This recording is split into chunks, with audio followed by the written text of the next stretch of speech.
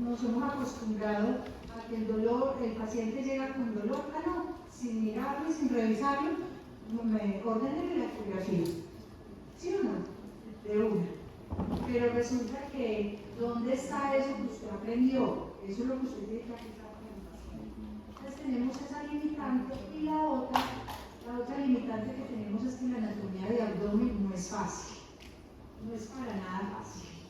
Entonces, cuando usted va a auscultar, usted tiene que tener visión estereoscópica. Cuando usted está tocando, percutiendo, palpando algo en la pancita, usted tiene que estar pensando que está tocando, ¿cierto? Pensar rápidamente qué puede estar ahí, qué órgano puede estar ahí, ¿cierto? Para que usted pueda ser muchísimo más acertado. Después sí, uno empieza a descartar cositas.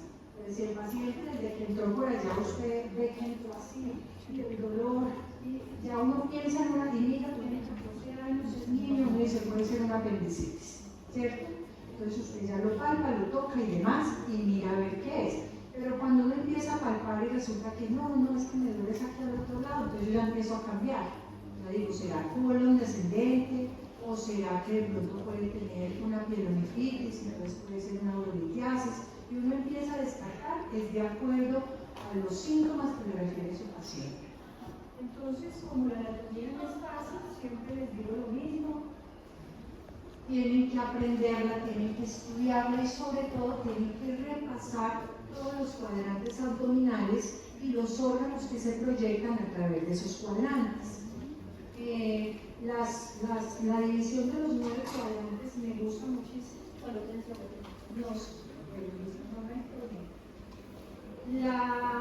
La división de los 9 cuadrantes me gusta mucho porque es más detallada.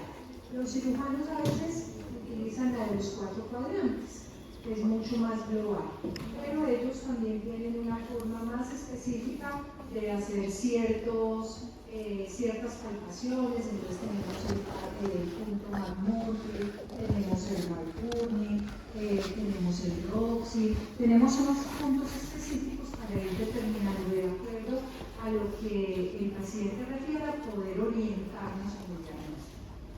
Entonces, lo que les decía está acá. La otra limitante en medio de todo es la aparición de técnicas como la ecografía, la tomografía y la resonancia. Digamos que pues sí, el paciente tiene dolor, pues hágale ahí una ecografía total de abdomen, a ver qué le sale. No, primero haga bien el ejercicio de hacer una buena semiología. ¿Por qué? Porque usted puede no tenerlo disponible después. Otra es que hay índices de sensibilidad y especificidad diferentes. ¿Listo? Entonces puede que el equipo en ese momento no esté mostrando lo que realmente tiene el paciente. ¿Listo? Y son dependientes del operador. Si es un residente de radiología, un R1, probablemente no tiene el ojo tan acostumbrado a mirar la imagen. Entonces puede que cometa errores. Y hoy en día, por eso jamás hagan el ejercicio solamente de leer el reporte del radiólogo. Nunca hagan eso, porque usted haga el ejercicio, ya que les da pereza. Ahora los computadores no todos tienen unidad de CD o de DVD, entonces no miran la imagen, miran las cosas que se les pasan a los radiólogos.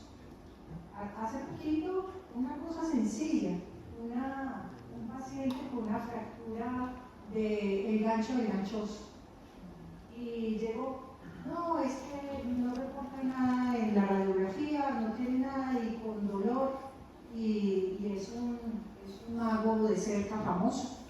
Y yo decía, no, tiene sus manos y no podía mover la columna. Me puse a mirar cada una de las imágenes, claro, totalmente el gancho del ganchoso estaba con fractura.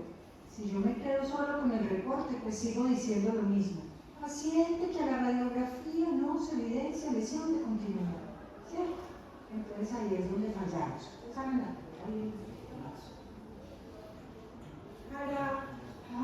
para hacer examen físico de abdomen hay que tener algunas cosas en general.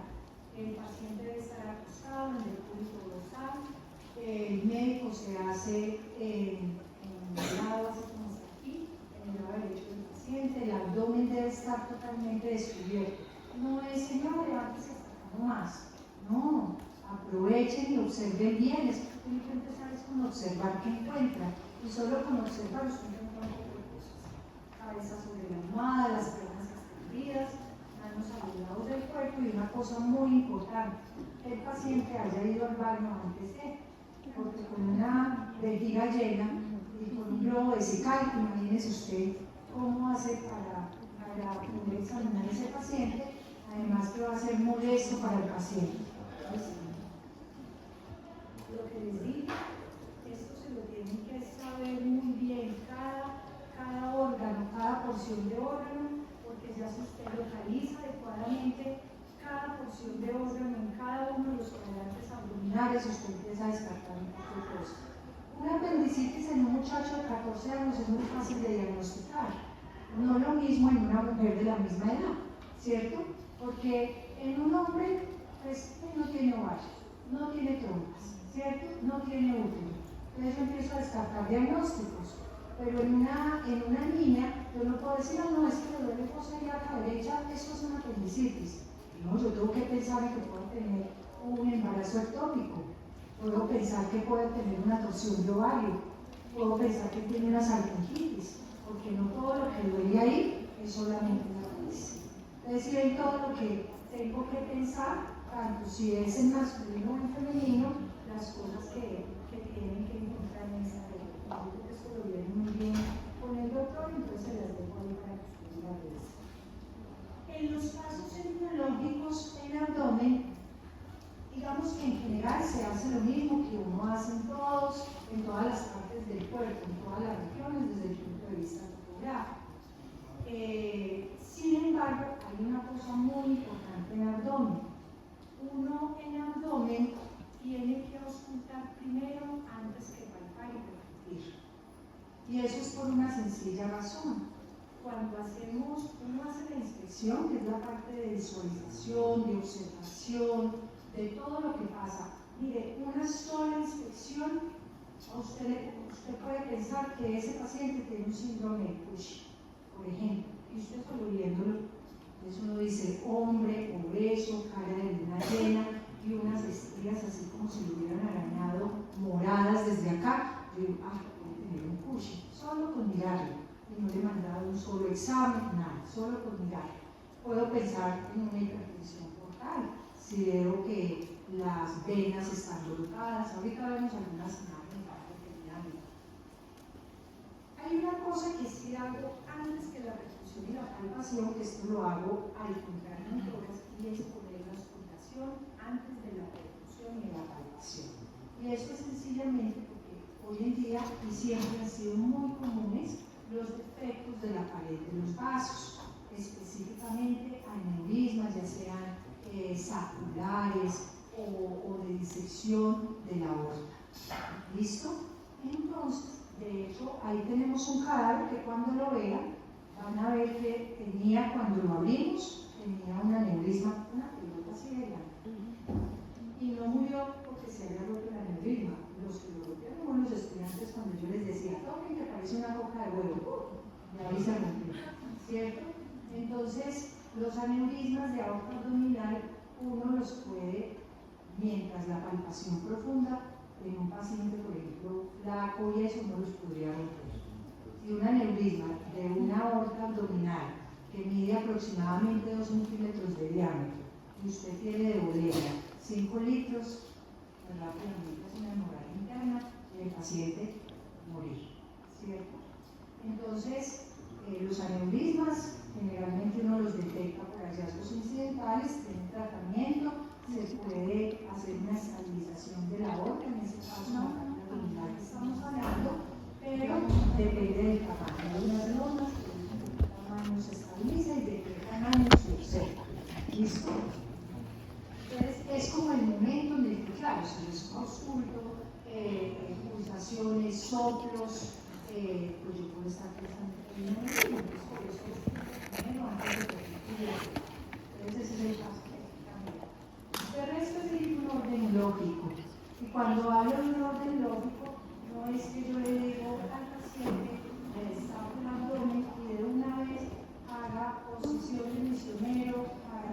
hacerle el tacto rectal. No, se va secuencialmente, ¿cierto? Sería terrible para una paciente que pasara eso, ¿cierto? O a una mujer no, de una vez le voy a hacer auscultación de genital externo, no. Entonces, pared abdominal, siempre miro primero la pared, la segunda se pone con un hígado, con un vaso, todo lo que tiene que ver con la pared urinaria, tracto gastrointestinal y de último, cuando el paciente ya tenga la confianza, ya simpatía, ya esa relación médico-paciente, se hace ya exámenes más específicos, como el uriano. ¿Qué vamos a ver que uriano es gastrointestinal, ¿cierto? Y yo puedo tener una hemorragia de vías digestivas bajas, ¿cierto? Y necesito hacer un tacto rectal para, no solo para mirar la próstata, sino que necesito mirar si el guante sale untado con tiras de sangre, si tiene hemorroides.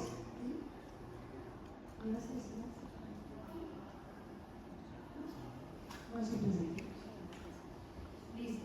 Entonces la idea es seguir una secuencia ordenada y establecida. ¿Qué miro en una inspección? En una inspección usted no ha tocado al paciente. Usted simplemente empieza a mirar características que le está mostrando ese abdomen. Forma, ¿cómo es ese abdomen? Usted puede tener un abdomen plano, ¿cierto? Las personas que son muy delgaditas, puede tener un abdomen globoso, y ese abdomen globoso toca mirarle cómo está el ombligo, porque si el abdomen es globoso y además tiene un ombligo salido, yo pienso en una cosa, pero si yo veo un abdomen globoso y el ombligo está metido, pues digo es obesidad, ¿cierto? Entonces puedo mirar eso. Cicatrices, siempre mire las cicatrices. Un paciente que ha tenido, por ejemplo, una hemorragia, ha sido operado, más adelante puede consultarle por una obstrucción intestinal, por bridas. Entonces uno tiene que mirar qué cicatrices, qué cirugía realmente. Estrías. Las estrías no solamente son propias de nosotras las mujeres que en la adolescencia nos engordamos y nos salen todas las estrías o por el embarazo. No, puede ser por el Cushing, yo puedo tener estrías. ¿Listo? Equimosis. Mirar a ver si hay esa coloración morada. Eso no es solamente por golpe. Obviamente, si estoy en un paciente post-trauma, pues seguramente puede que lo vea. Pero también, por ejemplo, en pacientes con pancreatitis agudas, puedo tener unos signos, el de Gray Turner y el de Cohen, que ahorita lo vemos, que son unas equimosis, unos morados que aparecen o en los flancos alrededor del ombligo, sin que el paciente tenga antecedentes de trauma. ¿Listo? Pero eso uno tiene que aprender a ver el ombligo, la importancia, lo que les decía, si es un ombligo salido, o procedente, o es un ombligo que está metido, o es un ombligo, por ejemplo, en las hernias umbilicales, generalmente está procedente. Por supuesto, uno después confirma con la palpación y mira a ver si el defecto, si le mete el dedo uno a través del defecto. Y uno mira el tamaño de la hernia, dependiendo la cantidad de dedo que le meta uno ahí en el huequito que uno empiece a palpar, en el defecto que tenga. Presencia de latidos, debo mirar los movimientos peristálticos, ¿sí? Cuando un paciente tiene diarrea, eso parece como una lucha allá adentro, ¿cierto? Y se oscura, ¿cierto? Bueno, cuando tienen hambre a veces también se... Y otra cosa es, por ejemplo, cuando hay obstrucción, si hay ausencia de sonidos, entonces también hay que escuchar eso. Mirar, porque a veces se miran, nada más está uno aquí parado mirando y ya está el movimiento. Hernias y eventaciones. Acuérdense que es diferente tener una hernia que tener una eventación. ¿Qué se les ocurre de las diferencias de una hernia y una eventación? En la hernia normalmente es cuando se separa, en este caso sería como parte de la pared abdominal, o podría ser incluso en el diafragma, y parte de los órganos pueden estarse pasando a través de la hernia, y las eventaciones ya es cuando salen como tal del cuerpo, o sea, como una herida o algo así. Pues eso que me estás diciendo es como similar, ¿cierto? Pero una de las grandes diferencias es que la hernia ocurre en un orificio que anatómicamente existe. mientras que en la evitación hay un defecto en la pared. Es decir, por ejemplo, ya ha habido una cicatriz, ¿listo? Y ahí se debilita la pared y se hace la evitación. No es por un agujero realmente anatómico como tal. Entonces, cuando protruye algo de la pared abdominal por una hernia, siempre está cubierta de peritoneo. Mientras que cuando protruye algo por un defecto de la pared por una penetración, ya no está cubierta de peritoneo. ¿Listo? Ahorita miramos algo que puede haber más adelante. Y la otra cosa es la implantación del vello púbico. La implantación del vello púbico, sobre todo en pacientes jóvenes, en adolescentes. Acuérdense que hay una clasificación de túnel para la aparición de los genitales externos. Entonces, dependiendo de la forma, de tanto vello sale acá, cómo está la implantación, entonces uno puede también determinar si hay algunos retrasos en ese desarrollo. Entonces, hay muchas cosas que se pueden mirar en el laboratorio. Entonces, aquí en general, entonces miren implantación de vello púbico, este abdomen un poquito más globoso que un abdomen plano, y uno lo referencia así. Ustedes creen que cuando uno hace una evolución, está haciendo una evolución, digamos, como las que ustedes de pronto, algunos de ustedes han visto que uno tiene como un modelito, y uno corta y pega y luego cambia, cuando tiene muchísimos pacientes. Entonces eso parece como de Vademecum. Abdomen blando, depresible, no doloroso, la palpación superficial y profunda, pero cuando yo anoto todo eso es porque ya he hecho un buen examen. Entonces, todo eso hay que reportarlo, si el abdomen es globoso, si no es globoso, si está en la inspección, hasta ahí. Aquí no vemos sino que este es globoso, el ombligo aquí no está procedente, acá tampoco está procedente, de resto no alcanzamos a ver ni cicatrices ni nada allí. Hay una cosa que decía en la diapositiva anterior, y es que en el abdomen uno puede al paciente hacerle tanto una inspección estática como dinámica. Pues con el paciente quietecito, yo puedo observar sin hacer ningún movimiento, pero por ejemplo, yo puedo hacer que el paciente eleve las piernas y eso ya es dinámico. Por ejemplo, en hernias, eso protruye. O por ejemplo, uno le dice al paciente que posa profundamente, intensamente, y también cuando hay hernias, por ejemplo, acá en la línea semilunar, en la línea blanca, también pueden protruir cuando uno aumenta la presión intraabdominal, y ahí es cuando uno habla y que uno hace una inspección, o todo lo demás también, cuando uno está haciendo palpación, también lo puede seleccionar. Este es diferente al abdomen que vimos anteriormente. Es un abdomen globoso con un ombligo procedente y hay una hernia umbilical, y sí, esta no se ve muy bien, pero ustedes alcanzan a ver de pronto un poquito como los vasos sanguíneos venosos como que se observan a través de la pared.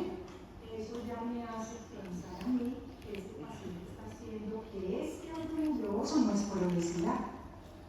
Ese abdomen globoso, ¿qué creen ustedes que sea? ¿Una asitis? Una asitis, sí señor. Ese paciente está lleno de agua. Un paciente cirrótico, un paciente con hipertensión portal. Entonces fíjense que es diferente, por eso hay que observarlo bien. Aquí vemos mejor la circulación colateral, a veces aquí está un poquito globoso, seguramente este paciente tiene agüita ahí, no la misma cantidad de agua que tiene el otro paciente que vimos en la otra imagen, pero si vemos esta circulación colateral. Aquí no se ve tan bien la cabeza de medusa, pero a veces más adelante en la imagen donde está una cabeza de medusa real. Entonces, cuando usted ve esto, ¿usted qué piensa? Hay una hipertensión portal, ¿cierto? Entonces, si hay una hipertensión portal, estoy hablando de que la presión de la vena portal está aumentada. ¿Y qué pasa si hay una hipertensión portal? Eso tiene muchas causas, pero ¿qué pasa? Que la circulación empieza a devolverse, ¿cierto? Entonces empieza a congestionar otros territorios que están como que son los afluentes realmente de la vena porta. ¿Qué se les ocurre, por ejemplo, en este caso que está tan específica esta circulación colateral? ¿Qué será lo que pasó ahí? Es ahí es donde empezamos a pensar en la anatomía. ¿Ustedes se acuerdan? ¿Sí? Puede ser un cuadro, pero ¿qué pasó ahí para que esto se manifieste? Suponiendo que hubiese un coágulo por allá, porque pudo haber una obstrucción en alguna parte. Pero ¿qué pasó acá? ¿Ustedes se acuerdan del está ahí en la base del ligamento falciforme. ¿Ustedes se acuerdan hasta dónde llega ese ligamento? Al ombligo.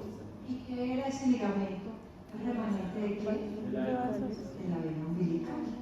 Quiere decir que se aumentó la presión portal y se repermeabilizó el ligamento redondo, se repermeabilizó eso que llegaba, esa umbilical. Entonces fíjense cómo un daño, y ahora vamos a ver que esto afecta a muchas otras cosas, pero eso es como para que empiecen a pensar y ponerle lógica a la anatomía que aprende y a los unos que tienen así. Pero sí puede ser con un dolor y las causas. En la inspección, entonces lo que les decía, hicimos alrededor del ombligo, también hicimos la calcium y en los campos hicimos el Grey-Krumel como evidencia de hemorragia retroperitoneal en pacientes con pancreatitis. Entonces, por eso uno debe hacer un buen interrogatorio para descartar que este paciente no va a tener un trauma, ¿cierto? Pero pues obviamente ya uno aquí le habrá mandado todos los exámenes de laboratorio y habrá visto cómo está todos los marcadores pancreáticos. Entonces esto puede pasar y usted lo ve a simple vista. Cicatrices por cirugías, como en este caso, esta es una incisión de Ariske, que es la más común que se hace en cesárea, trabajo en la línea del bikini, y la otra pues es un paciente probablemente con estrellas atróficas, moradas. Esto aquí en este paciente no es mujer, entonces no puede estar en embarazo. Está un poquito de eso, pero uno lo asocia con otros signos que vean en el paciente. Esto seguramente es por un push.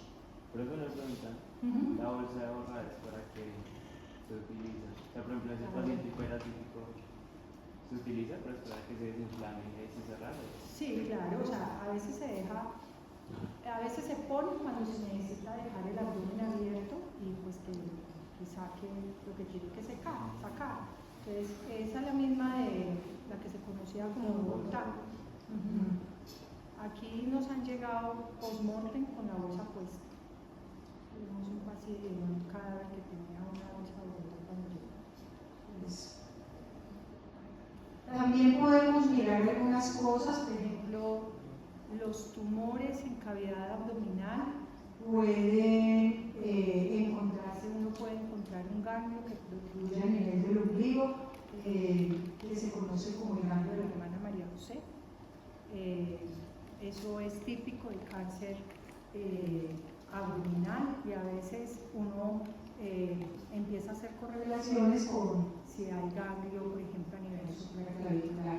Este lo descubrió una monja que era enfermera y ella vio que los pacientes que tenían tumores a nivel abdominal, a veces la evidencia era un ganglio a nivel del ombligo. Eso lo pueden mirar ahí en la literatura porque está descrito. Inspección dinámica, en caso de hernias, de vibraciones, se le diría al paciente que respire profundo, que haga una maniobra de esfuerzo, que ya sea toser, que aumente la presión, por ejemplo, como si fuera de picar, que le dé las piernas como si fuera a hacer una abdominal, y las hernias protruyen. También sirve para ver, por ejemplo, las diastasis de los rectos. ¿Qué es una diastasis de los rectos? ¿Alguien sabe? La línea alba se distiende y pues quedan los rectos abdominales separados y suele pasar en embarazo. Sí, cuando las mujeres embarazadas aumentan muchísimo de peso, se separan los rectos. Y acuérdense que los rectos tienen una vaina de los rectos y la línea alba en la parte central es el entrecruzamiento de esas aponeurosas. Entonces, cuando se distiende esa línea alba, se separan esas fibras, se distiende lo que debe estar en esa intersección, entonces los rectos se separan. Entonces uno les pide que hagan fuerza y aumentan la presión, entonces uno ve como que se les sale algo acá en la parte central. Entonces por eso hoy en día después muchas mujeres se hacen una aplicatura donde acercan los rectos y ponen como unas especies de grapitas. Bueno, los hombres también lo hacen porque lo he visto. Entonces, para mejorar esa parte de los rectos y del abdomen. Entonces, esa diastasis también se ve. Luego viene la parte de auscultación, que acuérdense que lo hacíamos en este orden porque es en el abdomen. ¿Qué puedo auscultar? Los ruidos aéreos, los voy a encontrar alterados en la obstrucción intestinal, en enfermedad diabética, por ejemplo, también. Soplos. Cuando usted ausculta un corazón, pues yo les decía que usted escucha el lupdu y el lupdu hace lupdu. Eso mismo, cuando hay un aneurisma, lo puedo escuchar en abdomen, sobre todo en los pacientes delgados. Porque es que la aorta está muy dispuesta sobre los cuerpos vertebrales hacia el ladito izquierdo, pero en un paciente que es muy delgado uno cree que eso está lejos. Mentiras, cuando uno hace la palpación profunda, usted puede estar llegando allá, por eso es que hay que auscultar cuando hay estenosis de arterias renales, cuando hay anginas mesentéricas, puede escucharlos. Frotes, por ejemplo, uno puede auscultar como un roce, como cuando uno coge el cabello y usted le hace así en la oreja, eso es un frote. Y eso lo puede escuchar, por ejemplo, cuando hay infartos hepáticos o infartos escléricos. Y el murmullo venoso, como en el paciente que vimos ahora que tenía una repermeabilización de la vena umbilical, uno pone ahí el fonendo y uno escucha el recorrido. Entonces hay muchas cosas que auscultar y siempre hablan juiciosamente. En la percusión, usted lo que va a determinar en el abdomen, lo mismo que hacía en el tórax. ¿Qué diferencia hay entre la matidez y la sonoridad? En el abdomen casi todo es sonoro, ¿cierto? Porque hay órganos huecos, como ser, por ejemplo, el estómago que esté lleno de comida, pero igual todo lo que es de los intestinos, generalmente uno va a escuchar cosas sonoras. Cuando escucha matidez, cuando empieza a percutir el hígado. Y cuando empiezo a percutir el hígado desde la quinta costilla, con línea medio clavicular, empiezo a percutir y ahí encuentro la diferencia. Es muy fácil porque encuentro la sonoridad del pulmón, empiezo a descender y empiezo a ver la diferencia. ¿Listo? Eso me sirve para ver, por ejemplo, cuando hay hepatomegalias, que el hígado puede estar. Ahora hablamos. Que puede haber hepatomegalias, entonces uno ve que el hígado no puede sobrepasar más de 1 centímetro por debajo del globo de costal. Si yo empiezo a palpar y a percutir mucho más abajo, es porque ese hígado está con hepatomegalia, tengo que empezar a buscar la causa. ¿Listo?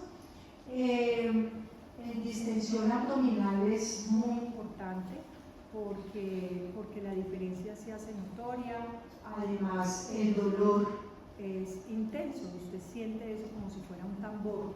Cuando usted está mirando si hay un blomber, si hay una irritación peritoneal, además de que duele, usted siente la distensión y escucha como si fuera un tambor. ¿Cómo se hace? A mí me gusta de esta forma. Mire, maniobras para auscultar abdomen, todas las van a ver cuando estén en semiología. Son una cantidad, ¿listo? Y uno se queda, pues uno no puede aplicarlas todas en una consulta que dura 20 minutos, pero uno se queda con las que mejores resultados le dan, ¿listo?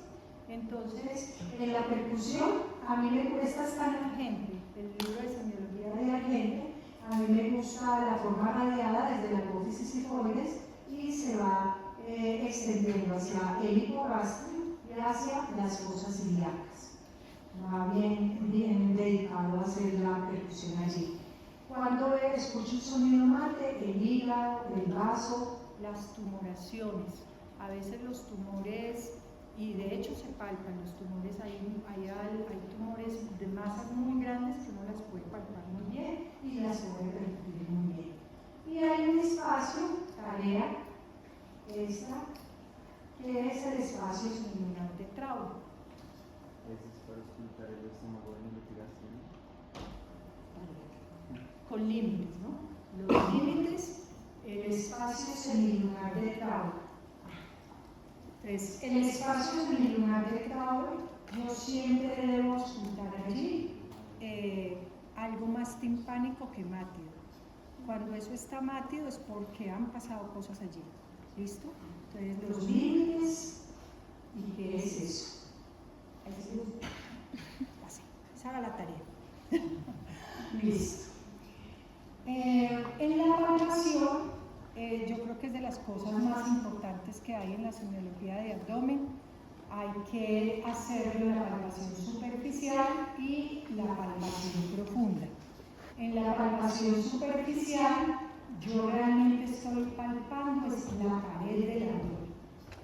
En la profunda ya estoy palpando el contenido del abdomen, es decir, las vísceras, ya estoy palpando órganos. Entonces esa es la diferencia y por eso cuando uno hace la evolución del paciente es importante. ¿Qué va a sentir el paciente? Le refiere si le duele o no le duele.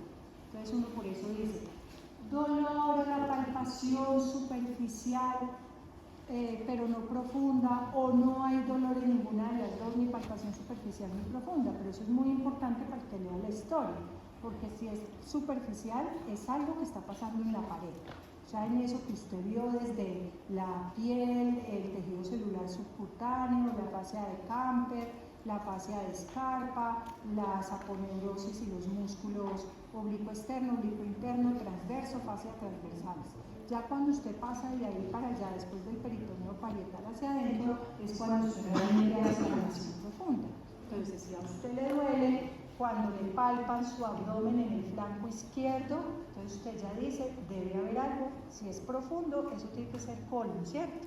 Descendente, y uno va haciendo la palpación para mirar a ver si es en sigmoide, si es en otro lado, mira a ver si es hacia la región posterior, mira a ver si es hacia el epigastrio. Entonces hay que empezar a determinar qué es lo que está pasando. La palpación superficial, hay muchas formas de hacerlo. Aquí hay, por ejemplo, una forma que es con la... Estas son tomadas todas del libro de Argente, que me parece que es un libro completo. Hay otra semiología que es la de Sediel, pero tiene menos esquemas que la de Argente. ¿Listo? Entonces, se hace la palpación digital, se hace secuencialmente hasta palpar todo el abdomen, y la palpación profunda uno la puede hacer también digital o con lo que llamamos, con esta región tenar y hipotenar de la mano o el talón de la mano, también se puede hacer. Todos, ¿qué voy a mirar cuando hago la palpación? Entonces, siempre trate de calentar sus manos si la va a hacer. Mucha gente hoy en día utiliza guantes para el examen físico, ¿cierto? Pero también muchas veces lo hacemos sin guantes. Si no hay heridas abiertas, si no hay nada, pues se lava las manos. Pero hoy en día, pues por cuidado por de todo lo que pasa, se usan guantes. Pero siempre trate de calentarse las manos. Imagine usted con una mano bien helada, tocar la pancita. De entrada ya el paciente hace defensa abdominal. Lo primero que uno hace es una maniobra, que es la maniobra del escultor de Merlo, que es como si usted contorneara el abdomen con su mano. ¿Listo? Eso ayuda al contacto con el paciente, a la confianza que el paciente va a tener. Explíquele qué le va a hacer. Es importante porque el paciente a veces no sabe nada y usted llega de entrada, entonces lo siente muy invasivo. Ya saben que se pueden hacer con maniobras de esfuerzo, se mira cómo está la tensión abdominal, se tocan puntos dolorosos también a nivel de la pared abdominal y se palpan hernias y eventraciones. Las hernias, después de que usted las ve, usted las palpa. Una hernia, usted tiene que sentir un huequito, ¿listo? Entonces, si usted ve que el ombligo está procedente y es una hernia, usted meta el dedito y usted encuentra el defecto. Usted encuentra y el dedito se le va. Y uno mira de acuerdo a qué tanto entre. ¿Cuánto mide un dedito? Este mide como 1 centímetro, ¿cierto? Si acabe el dedo en esa hernia, eso ya es para cirugía, ¿cierto? Porque en cualquier momento, cuando el ombligo protruye por una hernia, ¿qué se está saliendo ahí? A nivel umbilical. ¿Qué se está saliendo?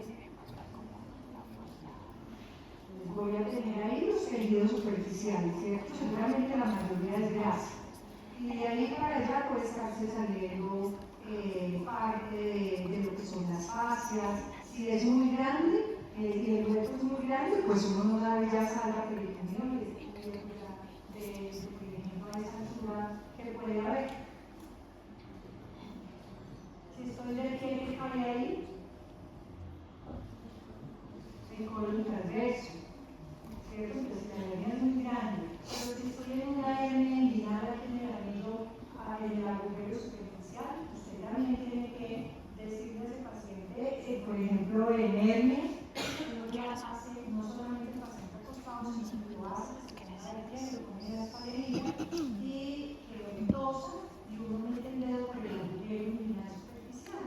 Y lo mismo, mide cuánto tiene. A veces uno tosa y de entrada se le sale una porción de intestino, como ya sé que está ese intestino delgado, está cubierto, pero a veces son reductibles. Uno ahí mismo lo mete y vuelve bien. Pero el problema es que un día esa porción que se salió no va a volver a estar, se vuelve incoercible y puede estrangularse. Se torsiona y ¿qué pasa si se torsiona y se estrangula? Se necrosa ese tejido, ¿cierto? Porque se obstruye la circulación.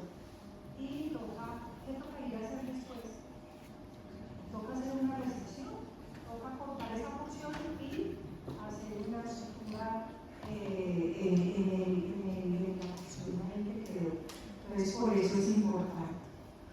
En la palpación profunda, latido aórtico, viscerales, modulaciones, reconocer las vísceras normales. Acuérdense que también se puede hacer mientras uno está palpando, puede pedirle un movimiento al paciente para que aumente la presión intraabdominal. Mirar las vísceras huecas, listo. En general, eso es lo que hacemos en el abdomen. ¿Difícil o fácil?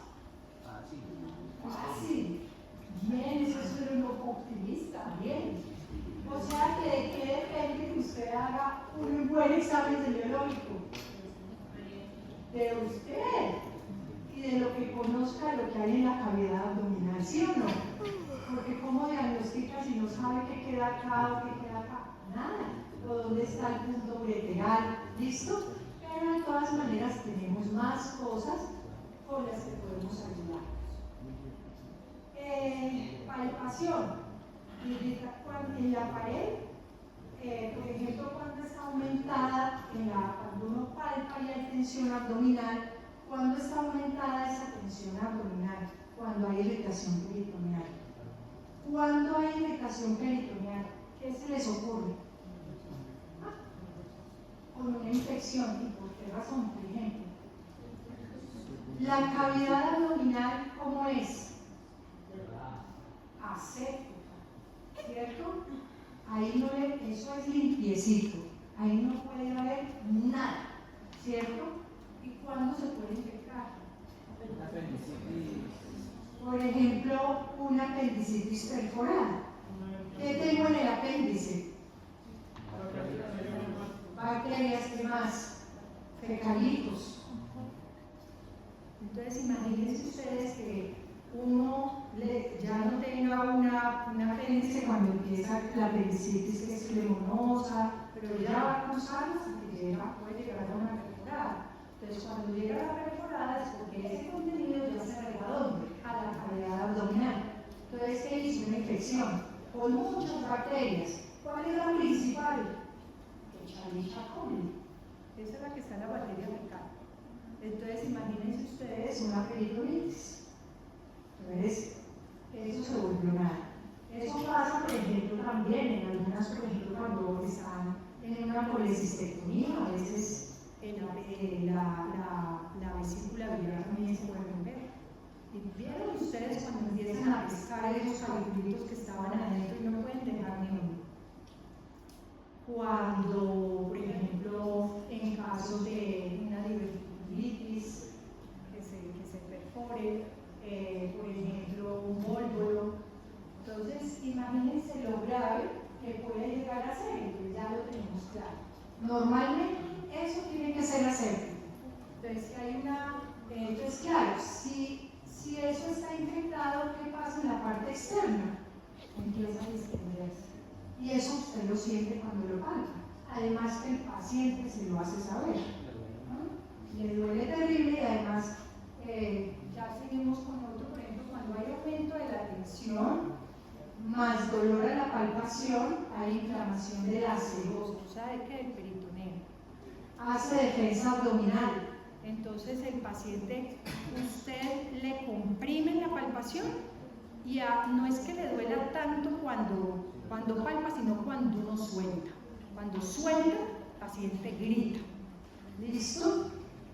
Cuando hay dolor en la descompresión brusca de la pared, si es un sitio muy localizado, es lo que nosotros llamamos el blomber. Entonces uno dice blomber positivo. ¿Listo? Pero hay un signo que es cuando es generalizado, ya todo está como en el caso de la peritonitis, que es el Genauer Music, que ya es una peritonitis. Generalmente esto no lo describen en las evoluciones, generalmente describen el blomber, porque pues uno puede tener en esta parte, en una apendicitis acá, hacer una palpación normal, pero cuando hace el punto McBurney es cuando el paciente grita, entonces es localizado, entonces blomber positivo. ¿Listo? Casos avanzados de peritonitis, el abdomen está en tabla. Es una cosa rígida, hagan de cuenta una tabla de madera. Y es espontáneo, porque aquí lo estoy provocando, estoy mirando por la palpación, aquí eso es una tensión espontánea que ni siquiera lo palpo profundo, así, lo toco y eso ya siento que hay una tabla, cuando hay casos avanzados de peritonitis, es donde no se puede llegar. Debo tocar puntos dolorosos, evidencia de irritación del peritoneo visceral, ya dijimos por qué, proceso inflamatorio, infeccioso. Acuérdense ustedes que puntos dolorosos inicialmente puede ser el cuadro peritónico, no necesariamente una peritonitis, pero eso va progresando. Por eso es que usted tiene que ser muy clínico para poder diagnosticar las cosas a tiempo. ¿Listo? Y no devolver el paciente con una peritonitis para la casa. ¿Listo?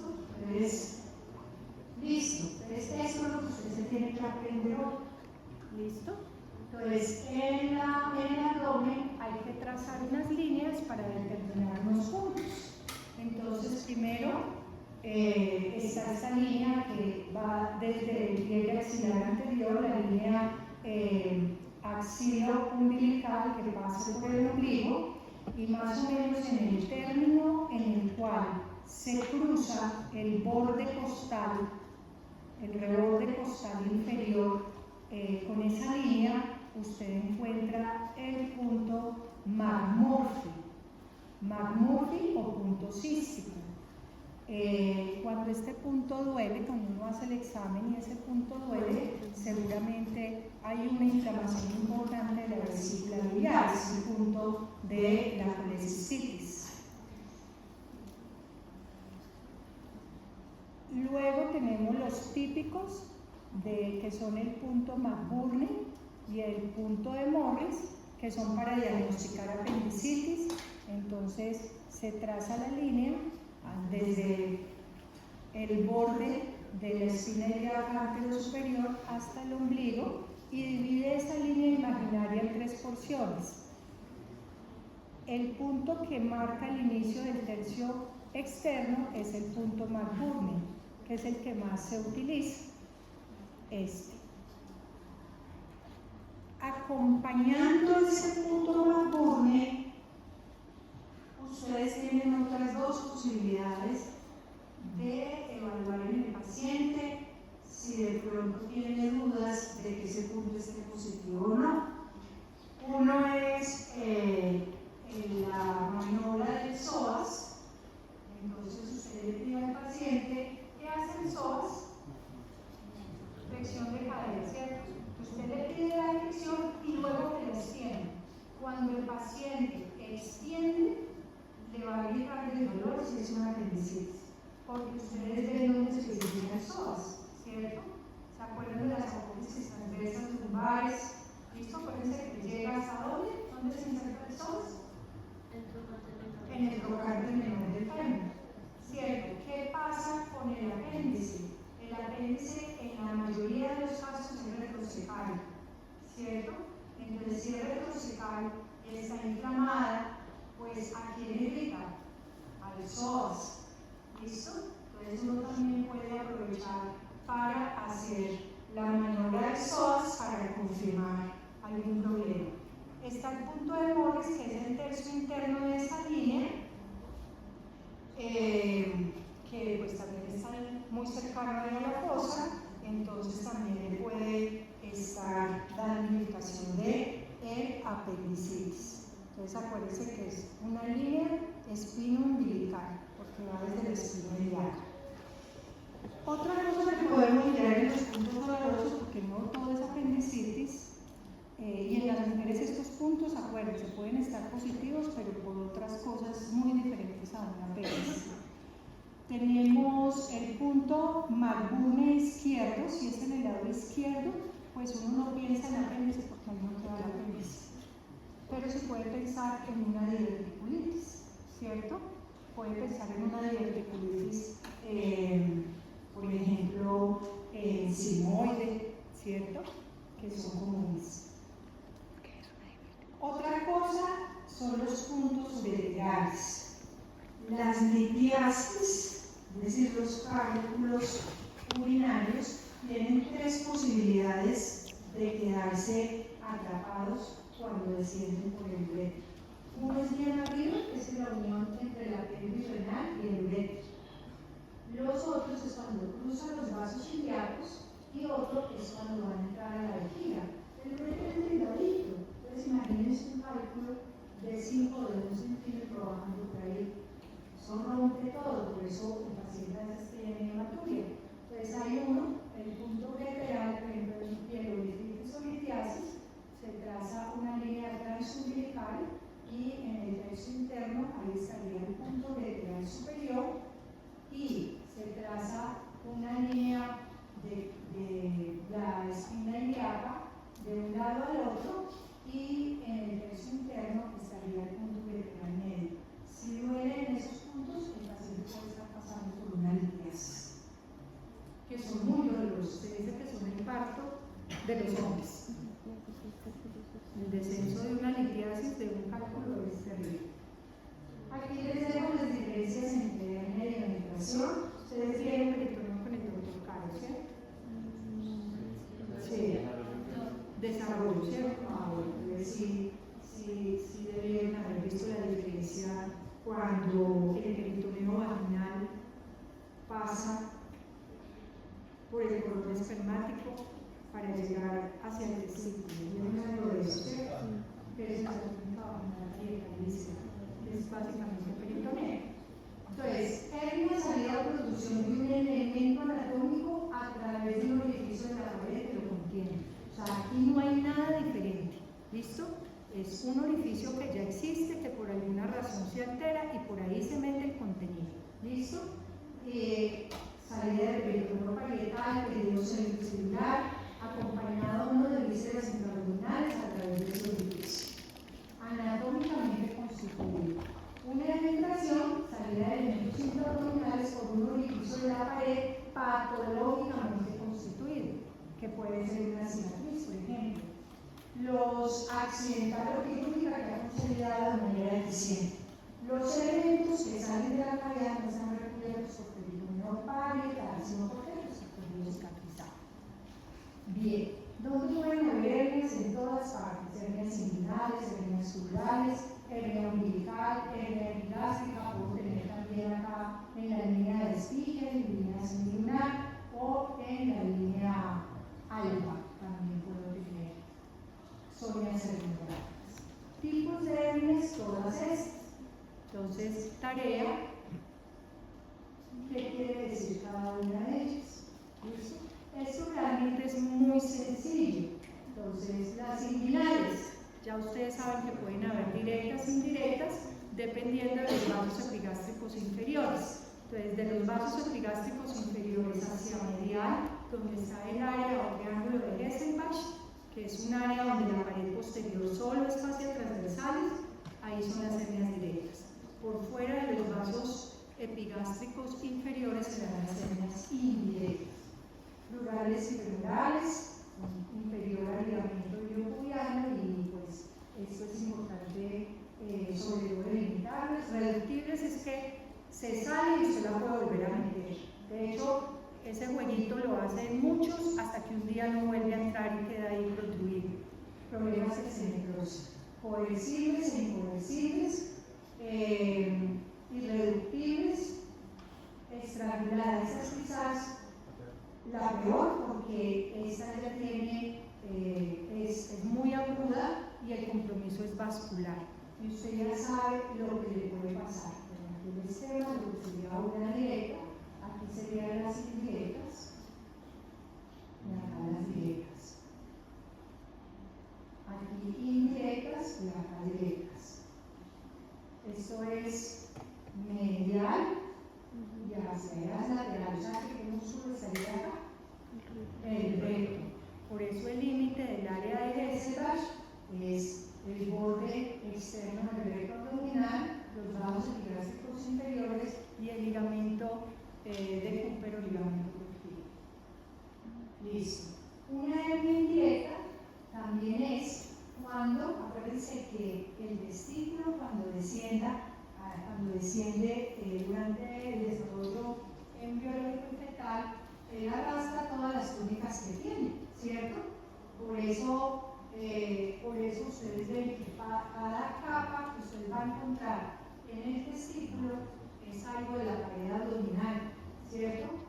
Cuando ustedes hablan, por ejemplo, del cordón espermático, entonces ustedes ven que hay unas fibras musculares. ¿De qué músculo es?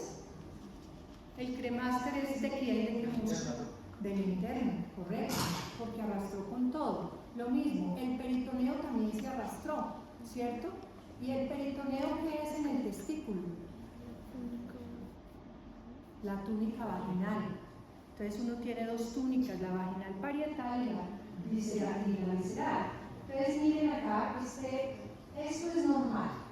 Entonces, aquí está la cavidad peritoneal, el testículo descendió y esto que ven acá es el proceso vaginal y aquí está cubriendo el testículo la túnica vaginal visceral y la parietal. Pero ¿qué pasa? Esto es lo normal, que esta capa descienda, llegue acá al testículo, pero el proceso vaginal se tiene que obliterar y quedarse ahí.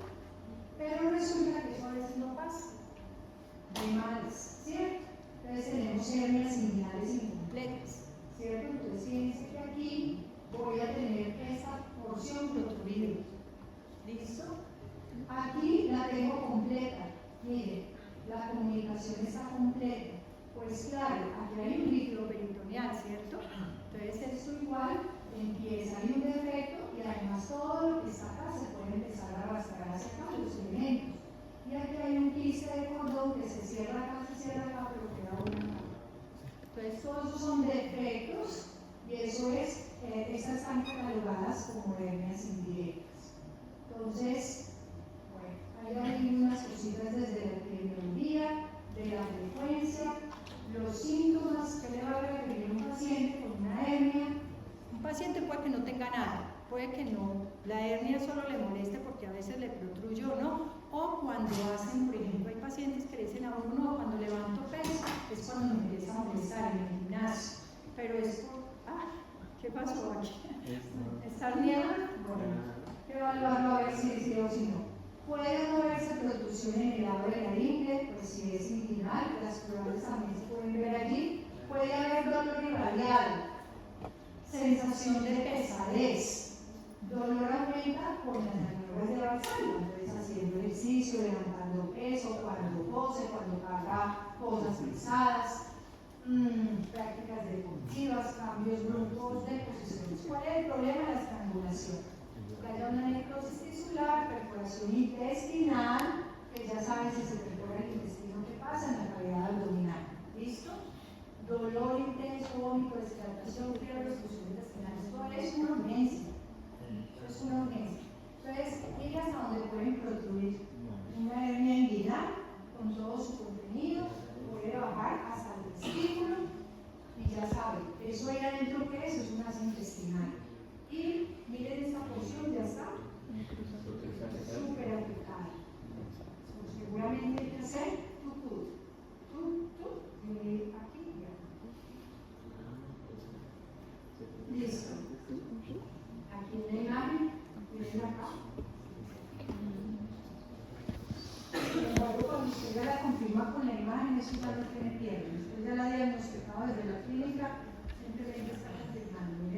protrusión de una cinta espinal.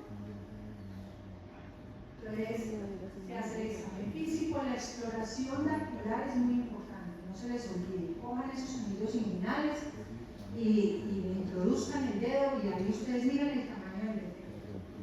Puede haber evidencia de bulto, que es reductible a veces, porque usted puede meter ese contenido, pero a veces y vuelve y se sale. Eso es reductible y entra, pero si ya está coercible, es muy difícil. Y las ecografías, se puede hacer también la paroscópica, diagnóstico. Esto ya no se hace, se los pongo ahí, porque esto ya no, o sea, ya nadie le dice, oiga, póngase un braguero para disminuir la tensión. Usted puede, inicialmente, si el paciente no le duele mucho, si no hay protrusión, si no se estrangula, digamos que puede ser inicialmente de observación.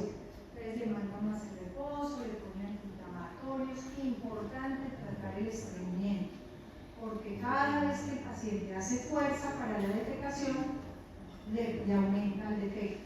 Entonces eso es importante. A veces se hace fisioterapia supervisada, antes se ponía un braguero, ya ni se usa casi, es muy raro. Sin embargo, una vez en los gimnasios los pacientes, es uno lo que le recomienda es que no levante el peso por ahora. Ahora, uno puede decidir la reparación quirúrgica opcional o de urgencias. Si usted ya tiene una hernia y ya le protruye, pues usted decide si quiere que un día se le estrangule esa de urgencias o hace la preparación para el procedimiento quirúrgico. Entonces, pues hay que ser también conservadores, pero tampoco se puede correr riesgos. En cuanto a la reparación quirúrgica, usted puede hacerla abierta o puede hacerla laparoscópica. Generalmente lo que se hace es poner una malla. Si yo tengo una pared debilitada, ¿ya qué hago? Le pongo un refuerzo. Así mismo se hace con la pared abdominal. Entonces, aquí está la malla, miren. La malla se puede poner tanto en la abierta como en la laparoscópica. Lo que pasa es que en la laparoscópica pues se entra con trócares y pues uno tiene que entrar la mallita, internamente irla ubicando, irla pegando a la pared. A veces les molesta la malla posterior a la cirugía, pero pues, son gajes de ya después. Ahí les dejo este video sobre listo, ahí está la técnica y listo. ¿Qué hora es, doctores? 10 y 3. No tenemos que llegar hasta el final de la presentación. Me interesa que lo que se lleven les quede claro. ¿Listo? Ojalá pudiéramos llegar hasta el final, porque pues hay cositas interesantes, pero vamos a ver. Bueno, pasemos con hígado. Entonces, hernias súper comunes, ¿sí o no? Eso se ve todos los días. Y en los hombres sí que son comunes, sobre todo las inguinales. ¿Listo? En las mujeres las plurales posterior a embarazo también son frecuentes. Umbilicales en los niños. Ojo, eso se me olvidaba. A veces uno encuentra tales locos. Niño de 9 meses de edad que le salió un ganglio anormal en la región del cuello, en la región bucal. Llega, listo, opinión, pues la verdad es que va a evolucionar, porque es un niño de 9 meses, que no vamos a funcionar todavía que es. Se le hizo una ecografía, no mostró nada raro. Lo consultó, se consultó a una pediatra, a una cirujana pediatra. No hay problema, mira, tiene una hernia umbilical. Le hacemos el procedimiento, le estirpamos el ganglio y una vez le hacemos la herniografía. Niño de 9 meses. O sea, hasta dónde llega la medicina. Terrible. O sea, un ganglio a esa edad toca es observar los cambios, saber que no vaya ahí, y aún le persiste, pero ni le ha crecido ni nada. Y la herniografía era de menos de 0.5 centímetros el defecto. Y a ver, un niño de esa edad jamás se le hace una herniografía umbilical antes de los 4 años, porque eso cierra solo. eso cierra solo. Es normal, puede ser normal que el niño tenga el defecto en ese momento. Entonces, fíjense las cosas que pueden pasar. Pues en los niños, cuando en los niños uno los tiene que desvestir de la cabeza, usted tiene que evaluar por todos lados, usted tiene que mirar si el testículo está en su parte, si no está, preocúpese, porque eso sí, una criptorquía hay que corregirla antes del año, pero una hernia no. Una hernia hay que esperar, ¿cierto? Por lo menos una hernia umbilical.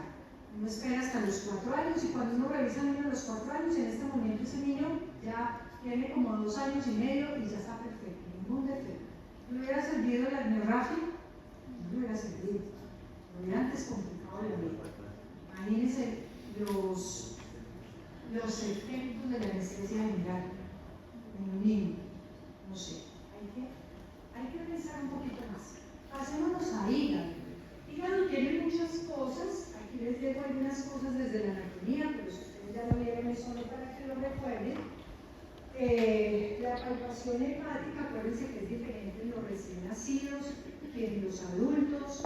En los niños, acuérdense que el órgano se constituye también como un órgano hematopoyético. Cuando están recién nacidos, el hígado todavía es grande. Entonces, uno no dice una hepatomegalia porque falta el hígado del niño más abajo, ¿cierto? No, simplemente es que cumplía unas funciones hematopoyéticas y después él va ubicándose en su posición. En las personas longilíneas, así como todos ustedes, altos, bajitos, así, es más vertical y está más hacia abajo. Es fácil de palpar, tanto en la parte derecha como en la región epigástica. En el adulto, el decúbito supino, ya les dije, no sobrepasa más de 1 centímetro el rebote costal. Uno, cuando hace el examen de hígado, uno siempre le dice al paciente que tome aire, inspire y él baja 1 a 2 centímetros en inspiración normal y 3 a 4 en inspiración profunda. ¿Listo? Si usted ve que desciende mucho más en una inspiración normal, seguramente ese hígado está en hepatomegalia.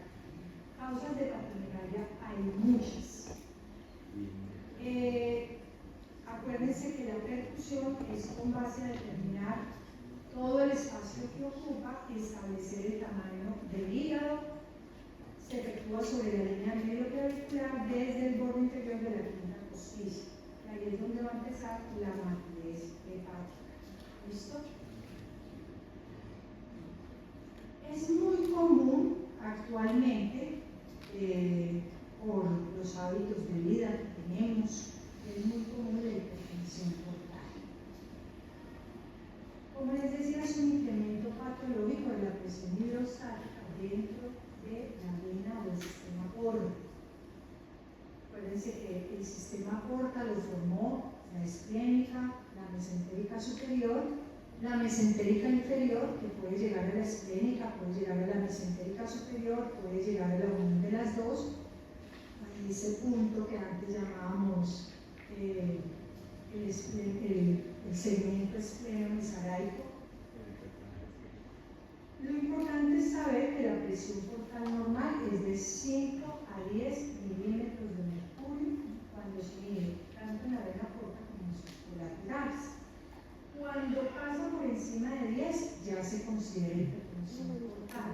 Lo que pasa es que puede estar por encima de 10 pero todavía no expresarse de la forma clínica.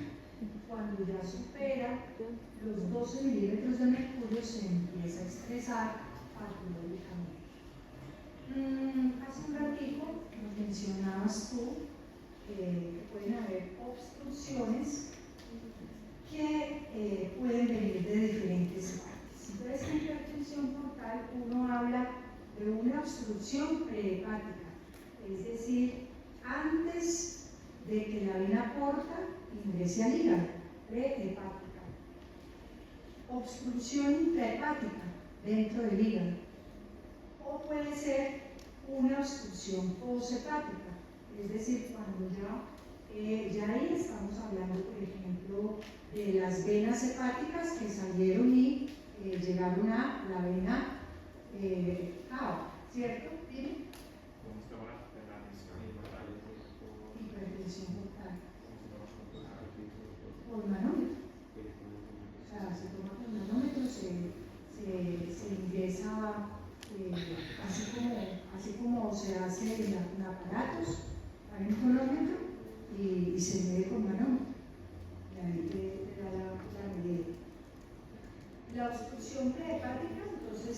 Si estoy antes del hígado, entonces pienso en la vena porta. Entonces puedo tener una obstrucción en la vena porta, como lo dijo como nos dijo Samuel, puede haber una trombosis allí, una compresión de la vena porta por un cáncer, un tumor, una compresión por ganglios que estén crecidos por alguna circunstancia. La obstrucción intrahepática, la cirrosis hipohepática, las trombosis de las venas hepáticas, enfermedades venosoclusivas o insuficiencia cardíaca derecha. Todo esto puede repercutir. Cualquiera de las tres, cualquiera va a incrementar la resistencia venosa y eso es lo que genera la hipertensión portal. Hígado típico cirrótico, bueno, un cáncer, un tumor, como en este caso, una enfermedad, enfermedades venoclusivas. ¿Cuáles son los signos clásicos? Estos que ven acá. Entonces siempre piensen de dónde viene esa sangre que luego forma la vena porta y luego cómo se distribuye en el hígado. Entonces usted siempre piense en. Entonces viene algo del vaso, ¿cierto? La vena esplênica. O sea que si toda esa sangre se devuelve, ¿qué le pasa al vaso? Se crece. Y eso se llama esplenomegalia, ¿cierto? Circulación colateral. Entonces, allí también van a desembocar las venas esofágicas. Entonces voy a tener varices esofágicas. Como lo que vimos hace un rato, varices paraumbilicales. ¿Y se acuerdan de la mesentérica inferior? La mesentérica inferior termina como rectal superior. Y la rectal superior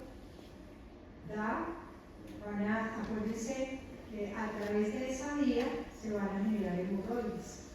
Entonces fíjense ustedes, unas hemorroides que a veces uno piensa que están desligadas del hígado, ¿cómo puede llegar a estar generándose las hemorroides por una hipertensión portal?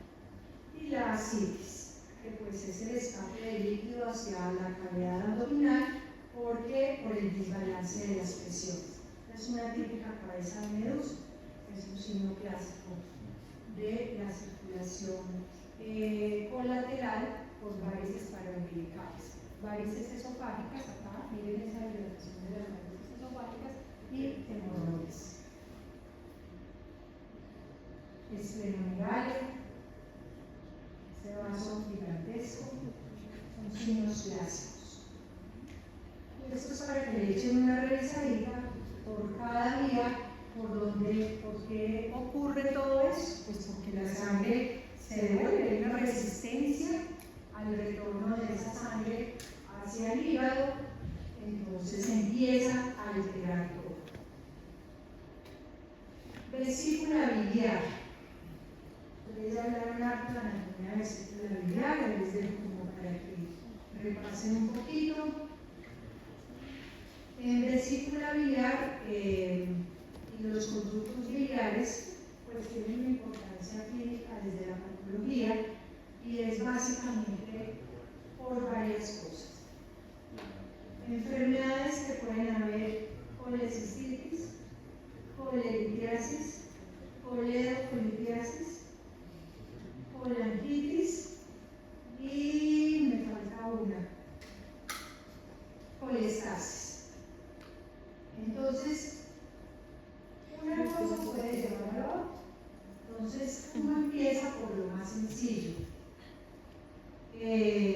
Acuérdense que el hígado produce la bilis. ¿Dónde se almacena y se concentra la bilis? En la vesícula biliar, ¿cierto? ¿Para qué sirve esa bilis que se concentra y almacena ahí?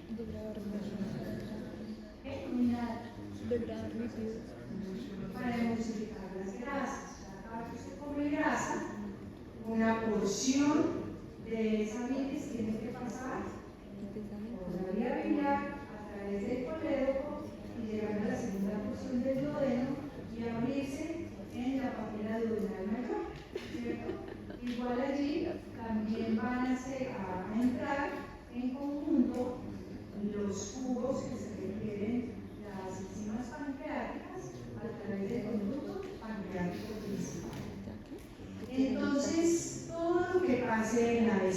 la vulnerabilidad biliar, ya sea el conducto cístico, el conducto hepático común, el colédoco, todo en este trayecto pues puede afectar tanto el hígado como inclusive puede llegar a afectar el páncreas, porque si usted tiene un cálculo enclavado acá en la ampolla de Barber, pues las enzimas pancreáticas se devuelven y las enzimas pancreáticas son súper agresivas, les dañan el tejido pancreático y eso puede llevar a una pancreatitis muy grave. ¿Listo? Entonces todo puede afectarse. Entonces aquí acuérdense que los famosos triángulos de Calot y de Duret, ¿de acuerdo? Hepatocístico y cistopático, para cuando lo repasen, acuérdense de los límites. Entonces, colecistitis, ¿qué es la colecistitis? Una inflamación de la vesícula biliar. Entonces, una vesícula biliar inflamada es esto que está viendo acá. Una vesícula biliar inflamada es esto que está acá. Dentro de esa inflamación, dentro de esa vesícula pueden haber cálculos. Entonces uno puede tener una colecistitis, o sea, solo la inflamación, pero también puede tener una coleditiasis, puede tener colecistitis con coleditiasis, ¿cierto? Entonces, cuando usted hace el examen físico, el paciente le va a referir un dolor en el hipocondrio derecho, ¿cierto? Con ese síntoma va a llegar. Puede que de pronto tenga malestar general, puede tener náuseas, puede de pronto irse del dolor un poquito hacia el epigastrio, pero en el examen físico usted ya sabe que hay un punto que se llama ¿cómo? ¿Punto qué? Cístico, que también se llama ¿cómo? Morfi. ¿Listo? A los cirujanos les encanta los epónimos. Entonces, todo lo que tenga que ver con patología quirúrgica abdominal, apréndanse los epónimos. Eso se los tienen que aprender. Cuando tienen oleocolitiasis, un signo de las heces alcohólicas. Pueden haber alcoholes, sí. Que si no hay ácido glucurónico son blancas. Son blancas, así es. Así es. En colecistitis, entonces, ¿cómo se llama? Un cólico biliar. Cuando el paciente usted lo ve, le refiere eso, después usted lo comprueba con el examen físico, le manda a laboratorios y seguramente el paciente va a tener una colecistitis, pero entonces uno le manda una eco y confirma. ¿Listo? ¿Qué va a ver usted en la ecografía cuando hay una colecistitis? Leer ecografías no es fácil. Es horrible. Al comienzo uno todo lo ve ahí hipoecoico, hiperecoico, y uno no identifica órganos nunca, pero la vesícula se ve muy bien. Entonces, puede haber coleditiasis, es decir, por ejemplo, acá veo el cálculo claramente. O puede haber como una especie de arenilla, no se ha formado todavía el cálculo, pero está lo que llamamos barro biliar. Como acá. El cálculo puede estar enclavado, puede estar metido en la pared. Y usted va a ver una inflamación, miren estas paredes de esta vesícula, engrosadas. Para que se considere colecistitis, tiene que estar más de 3 milímetros.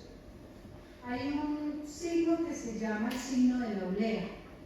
Entonces, el signo, todos han comido oblea, ¿cierto? Con queso y crema de leche por dentro. Entonces, usted coge las dos obleas y mira esta pared. ¿Sí ve que ven como dos hojitas? Ese es el signo de la oblea.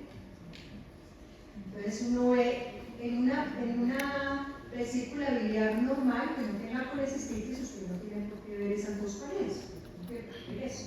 Entonces, aquí ya vemos signo de la oblea, vemos colitiasis, vemos barro biliar, distensión de la vesícula.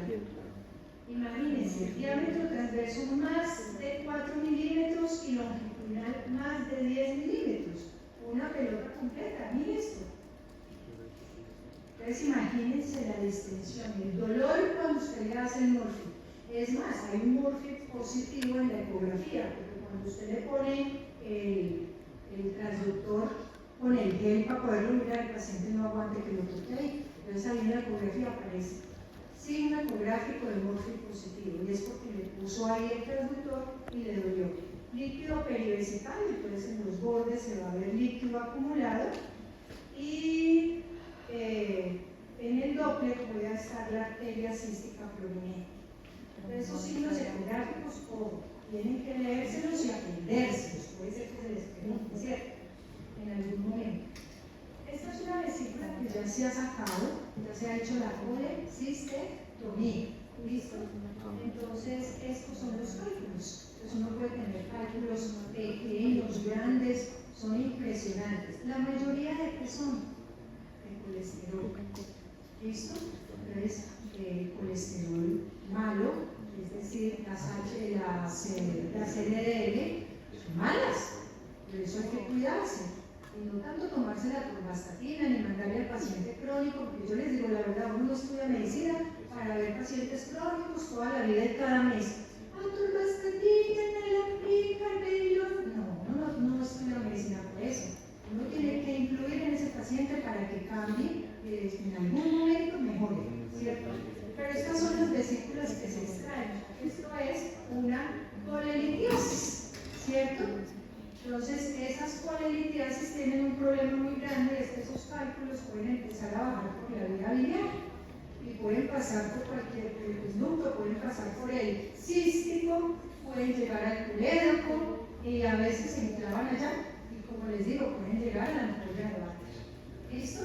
Entonces, generalmente son de colesterol. Miren esos cálculos. A veces cuando se hace la colecistectomía por la paroscopia, eso se saca, uno mete a veces dentro de un guante y la mete ahí dentro, pero generalmente los residentes ayudan en las cirugías, a veces no tienen toda la experticia todavía y eso se le rompe adentro. Y cada recurrido de eso usted lo tiene que pescar porque está en la cavidad abdominal y tienen que lavar, es complejo. Entonces, y pueden quedar residuos, usted qué sabe, por eso después antibióticos, ¿no?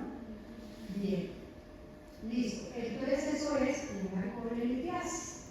Después de que un cálculo de esos avanza y llega al colédoco, la cosa se empieza a complicar. De ahí para allá, la cosa se complica. Entonces, usted tiene una vía biliar, usted pudo haber tenido el cálculo acá, la colelitiasis, pudo descender el cálculo y presentar todo ese dolor en el hipocondrio, el morfio positivo, el cálculo puede llegar al colédoco y generar la colelitiasis, pero resulta que todo esto se puede complicar porque los cálculos se pueden quedar enclavados en la vía biliar. Si un cálculo muy grande se queda en cualquier parte de la vía biliar, por ejemplo acá en el colédoco, la bilis no va a poder salir ni de aquí y la bilis que venía por los conductos hepáticos también se va a devolver, ¿cierto? Entonces empieza a haber una congestión en todo esto, es decir, hay enlentecimiento de esa bilis y eso es lo que lleva a una colestasis. Y resulta que esa bilis que no puede pasar por acá, esa bilis que se quedó, que se devolvió, porque puede ser en la vía extrahepática como en la vía intrahepática. ¿Qué le pasa? Todo eso puede llegar a ser inoculado por bacterias. Echerichia coli, Klebsiella, Enterococo, ¿sí? Entonces, ¿por qué? Porque parte, acuérdense que esto conecta con el duodeno. Entonces, ahí viene la colangitis, que es como la parte más grave, más avanzada. Para el manejo de eso, como acá, mire intrahepático lo que puede pasar. No solo extrahepático, mire la dilatación de los conductos. Y esto ya aquí está inoculado con bacterias. ¿Qué?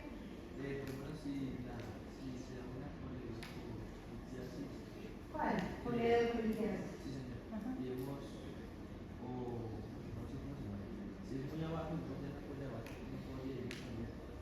Se puede dar una Claro, lo que les decía hace un que cuando les dije hace un rato que el cálculo puede clavarse en la ampolla de Baker, evitar el paso de las enzimas pancreáticas y generar una pancreatitis. Ya lo había dicho atrás cuando estuve.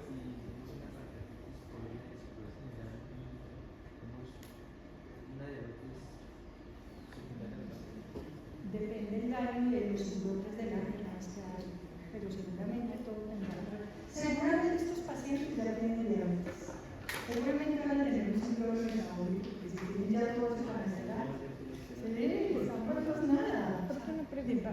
O sea, si es de que aparecen los cálculos ya hay dolor, o sea, según yo hay dolor, entonces que eso se transite a una coledocolitiasis, eso es en horas, o sea, no es como en un lapso tan largo. No, puede ser con el tiempo. Porque, por ejemplo, yo puedo tener el cálculo, pero el cálculo, porque tú puedes tener el dolor solo con la inflamación de la vesícula. O sea, ya tendrías una colecistitis. Lo que pasa es que esa colecistitis puede ir con colelitiasis o no. ¿Listo? Y pues a ti te pueden sacar la vesícula, pero puede seguir avanzando la cosa. ¿Listo? Entonces, para eso existen ustedes, esas son las perlas que ustedes se tienen que ir llevando para su vida futura. ¿Con qué maneja uno? Con la colitiasis, colestasis y con las guías de Tokio. En las guías de Tokio clasifica al paciente A, B, C. Usted no se las tiene que leer ahora porque no es productivo esta ¿Eso clase. está homologado por acá en Colombia? O sea, la sociedad. Aquí, todos los cirujanos, por ejemplo, la experiencia que tengo en Clínica Colombia es que todos utilizan guías de Tokio para el manejo de esto, todo. ¿Listo? Claro está que lo que dicen las guías de Tokio es clasificar al paciente y el manejo. Ya sabe uno, pues si un paciente tiene una colangitis, usted tiene que ponerle antibiótico. Lo que pasa es que ahí están los parámetros para el diagnóstico. La leucocitosis. Bueno, y una cosa que se me pasó acá, la pasé rápido, pero me toca decírselas es esto. Cuando uno tiene una colecistitis,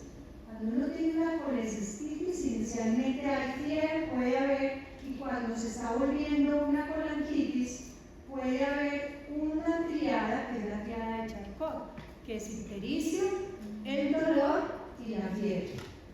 Pero este paciente ya con una colangitis avanzada llega a lo que llamamos una pentada de Reynolds. ¿Qué es una pentada? 5. Entonces ya está. Ya tenemos la ictericia, la fiebre y el dolor, que se llama ¿cómo? Triada de Charcot. Cuando le ponen las otras dos, eso es muy grave, porque ya usted tiene un paciente choqueado. Entonces el paciente ya va a tener shock y va a tener confusión. Y cuando se agregan esas dos son la pentada de Reynolds, que eso se lo van a preguntar siempre cuando usted esté rotando por cirugía general. Entonces apréndaselo de una vez. Triada de Charcot y pentada de Reynolds. Y cuando usted fuera en vacaciones, tenga un tiempito, pues todavía le falta tiempo para llegar allá, pero bueno, igual esto lo va a ver en patología. Entonces de pronto le dice las guías de Tokio y usted lo avanza poco a poco. Todo el mundo las tiene que aprender. Listo. Entonces, aquí está la laparoscopia, por donde entran los trócares. Aquí cuando se va a hacer la colecistectomía. ¿Qué arteria tiene que ligar usted? La cística, porque usted ya no necesita cística si no tiene vesícula biliar, ¿cierto? Entonces hay que ligar esa arteria. Ahora, otra cosa que se hace es lo que llamamos, ¿han oído mencionar la CEPRE? ¿Alguien ha oído mencionar la CEPRE? Esto no tiene CEPRE, esto tiene un nombre raro, pero no se compliquen la vida con eso. Colangio, pancreatografía retrógrada endoscópica. Quiere decir que entra un tubo y endoscopia, ¿cierto? Ingresa por toda la parte digestiva, llega al duodeno, mírenlo acá, eso tiene una camarita, aquí tiene el retrógrada, porque tiene que meterse hacia el colédoco. Esto acá en la punta tiene como un baloncito. Es esto mismo que están viendo acá.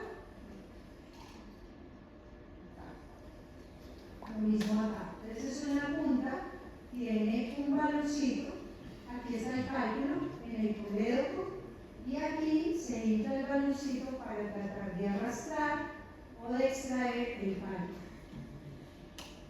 Este procedimiento es diagnóstico y es terapéutico. Es diagnóstico y es terapéutico. Pero cuando un paciente quiere hacer una C3 es algo serio. O sea, no es así como tan sencillo. Es porque el paciente está realmente mal. Ese paciente ya debe tener una colangitis. ¿Cierto? Entonces se hace eso. Entonces una siempre, al menos para que se acuerden de qué se trata. ¿Qué hora es? 40.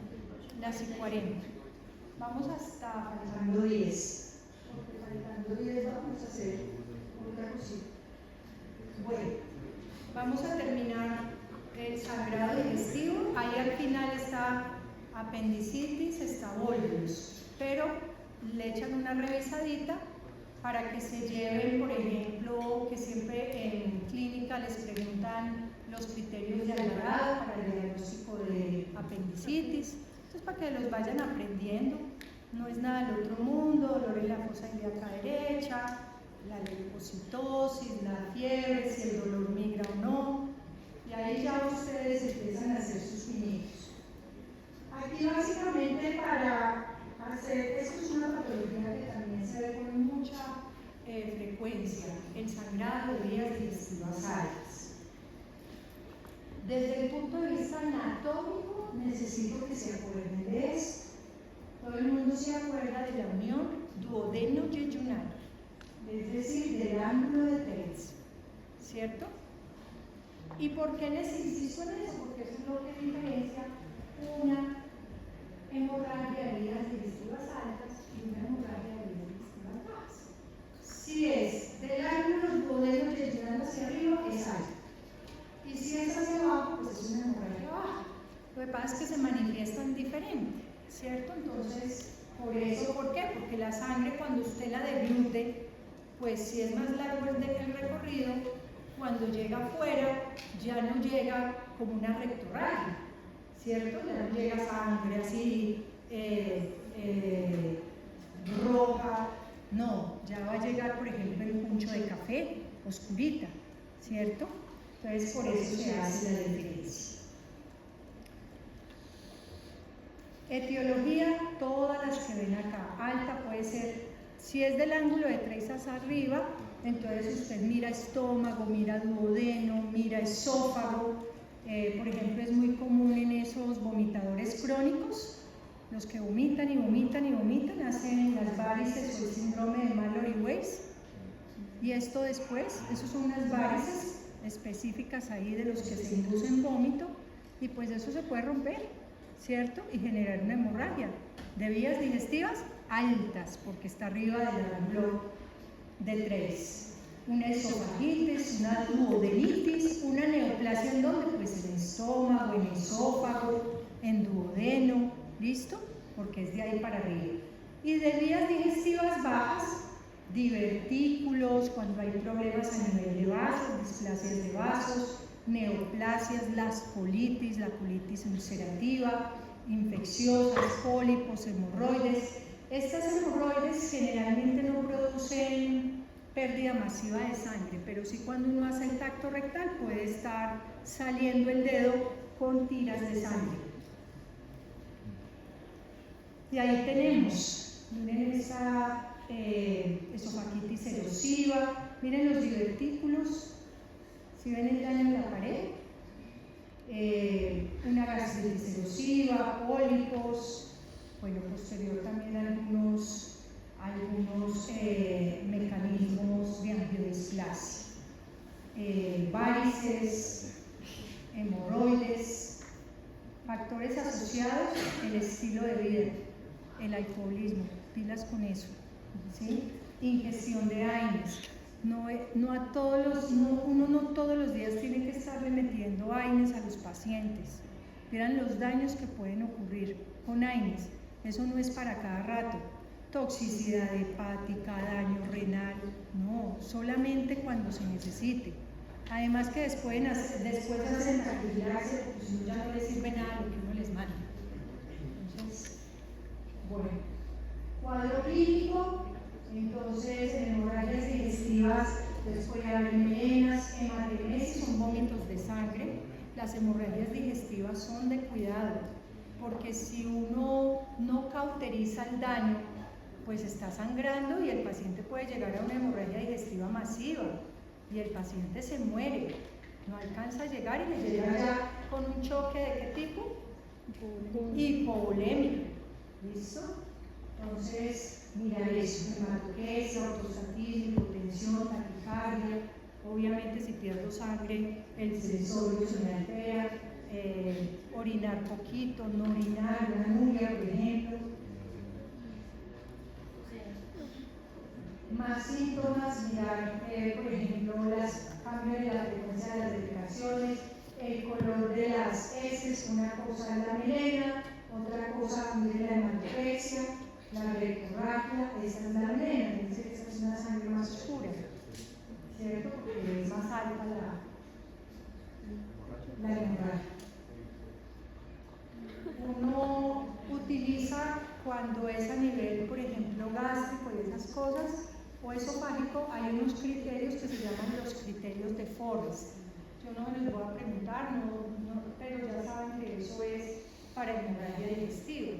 Entonces, de acuerdo a los criterios le dicen a uno si cauteriza, si sigue sangrando el vaso, si cauteriza, si no, y le va haciendo todo el recorrido de lo que se debería hacer.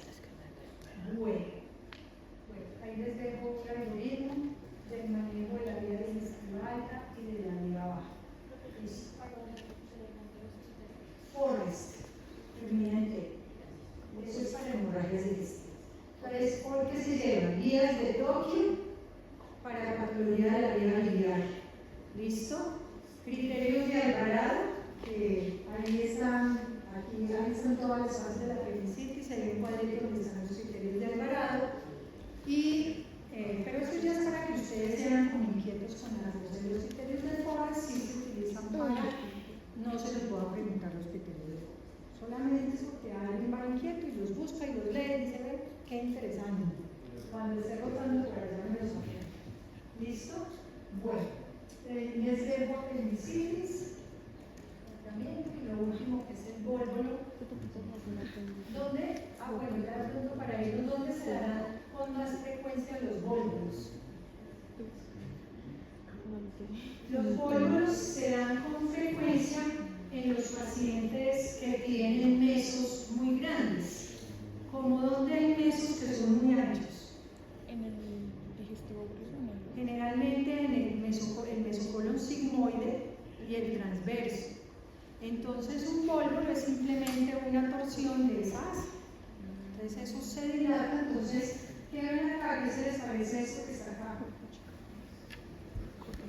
El signo del grano de café. ¿No es un grano de café? Imaginación. Mire. Ok, sí, tiene sentido. ¿Y eso no se les parece a esto? Que ese es un vólvulo similar, que son muy comunes. Y lo mismo, eso se entorcha, si se necrosa, pues hay que cortar toda esa porción. Y si no le alcanza, adivinen qué le toca al paciente. Ponerle un drenaje. ¿Cómo se llama eso? Ay, ¿cómo se llama eso? No me acuerdo, dice que es una bolsa. ¿Una colostomía? Es una colostomía. Una colostomía. Muy bien.